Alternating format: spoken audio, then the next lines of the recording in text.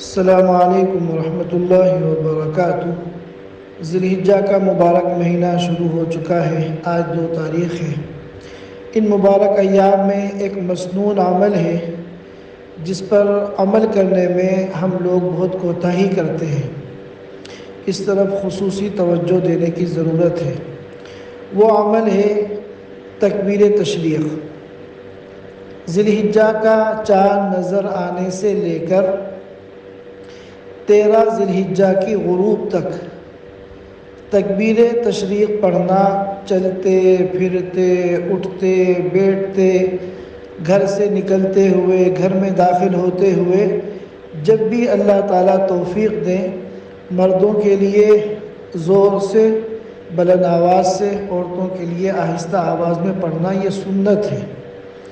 اور علماء نے فرمایا کہ یہ ایسی سنت ہے جو سنت مہجورہ ہے، یعنی امت نے اس سنت کو چھوڑ رکھا ہے، امت اس پر عمل نہیں کرتی، بہت زیادہ کوتاہی کرتی ہے۔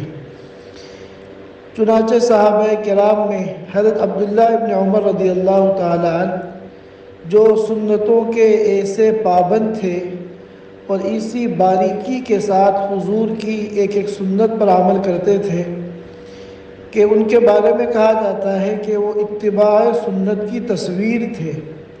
اور اسی طرح تمام صحابہ کرام میں سب سے زیادہ حدیث روایت کرنے والے حضرت ابو ہریرہ رضی اللہ تعالی عنہ۔ ان دونوں جلیل القدر صحابہ کے بارے میں روایتوں میں آتا ہے کہ وہ ان مبارک ایام میں جب بازار میں نکلتے تھے تو زور زور سے تکبیر تشریق پڑھتے تھے، اور جب بازار والے ان کی آواز سنتے تھے تو وہ لوگ بھی سب تکبیر تشریق پڑھنے لگتے تھے۔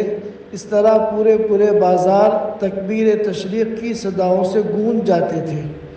تکبیر تشریق ہے اللہ اکبر، اللہ اکبر، لا الہ الا اللہ، واللہ اکبر، اللہ اکبر وللہ الحمد۔